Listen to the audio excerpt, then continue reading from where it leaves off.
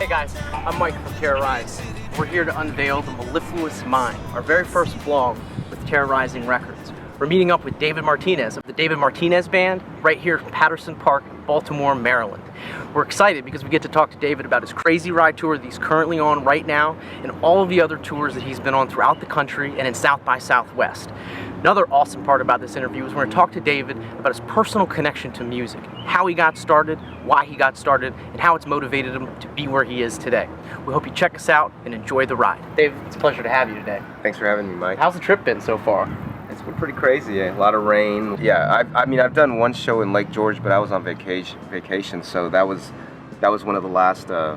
That was the only time I had made it that far east. But I've been hanging out in the east now, so it's really cool out here. How's the reception been? It's been good. Really good. And the East Coast is digging a little bit. Oh yeah, totally. That's awesome. Totally. And of course, the East Coast has its vibe too. So I mean, they have you got a lot of great artists that come from the East Coast. And you're from Corpus Christi, yes. So what does coming out to the East Coast actually do for you?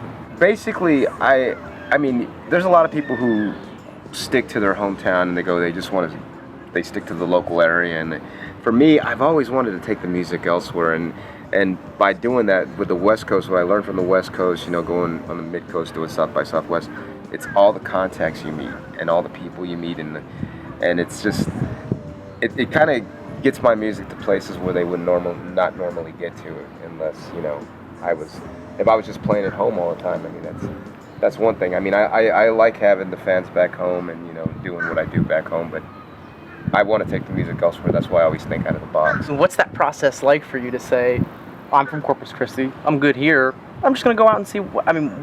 How did you come up with that? When I made my first record, I wasn't a singer. I was always a guitar player, and I thought, I would listen to the tapes of myself live, and I said, I really, really need to improve. I need to step it up, if I'm going to be any good. So that's where Leroy Miller came in, and when I first went on tour in 2006, I worked with him. I met him up at Jerry's Famous Deli. He was really cool. Came to hang out, and we started a friendship. He gave me some of the new stuff he'd been working on, and I was like, "Hey man, who's producing your stuff, and what studio are you recording?" He goes, "I do it all."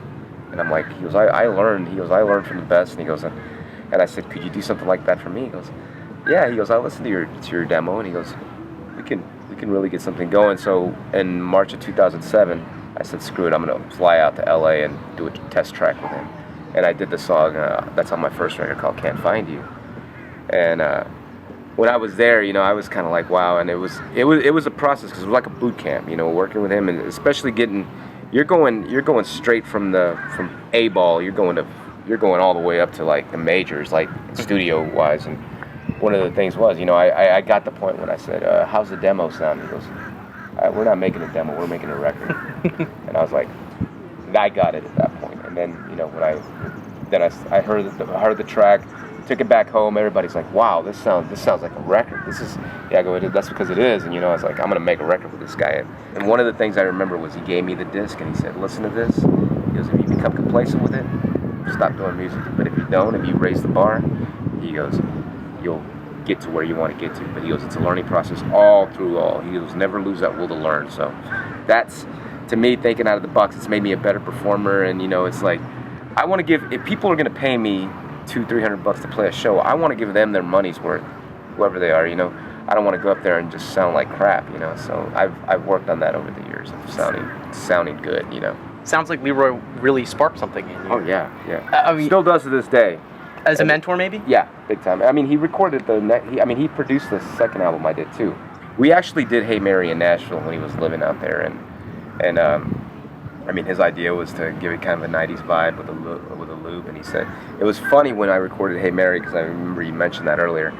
I was sitting on the plane, and I'm listening, and I'm like, wow, I'm thinking, I gotta take this song and do like a Lou Reed kind of thing, like Walk on the Wild Side, because it was but with the West Coast style. So when I went in, I showed him what I had. He goes, okay, let's finish writing it and get it. He goes, because he's from Hollywood, so he knows how the Hollywood, the Boulevard of Broken Dreams, and that's basically what that song's about. It's not a, it's kind of got a happy vibe to it, but it's a sad, tragic song. You don't shy away from a lot of topics with your songs, it sounds like, and when I've listened to them, but just how you communicate them and how we've talked about them, it sounds like these are real experiences that maybe you're not personally going through, but you can really relate to. Is that important to your songwriting? I don't get political or anything like that on my songs. I mean, I haven't yet. I mean, maybe I will later, but it's like I'll write songs. A lot of it has to do with relationships and stuff like that. But you know, like on the new record, you know, like Crazy Ride, that song was like a dedication to like people like us out there trying to make it happen. You know, it's like,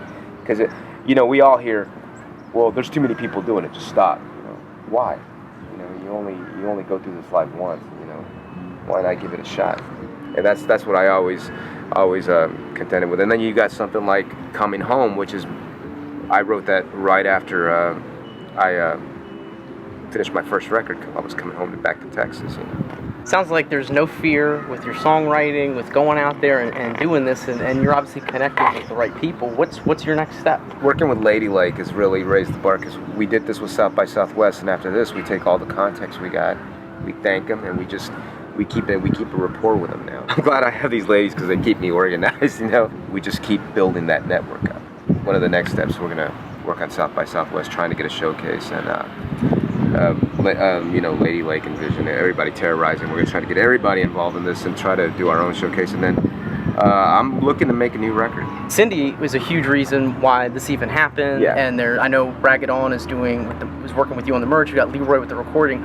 You started off as just a guy playing music, and now you have all of these people behind you really supporting. What's that feeling like?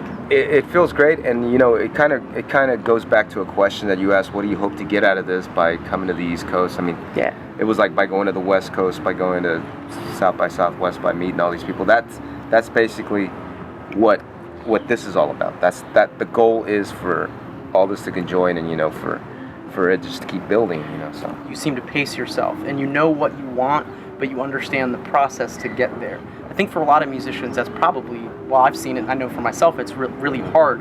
What keeps you grounded? What keeps you see the vision, but you still know the steps that you need to take? How did you come to that approach? By understanding my flaws, by understanding that you got to keep that will to learn, by understanding, you know, you're not going to be the best at it. You know, you're just part of. It's like Chris Robinson said from the Black Crowes. He said, "We're all just part of one song, and we got to do our best to stay in that."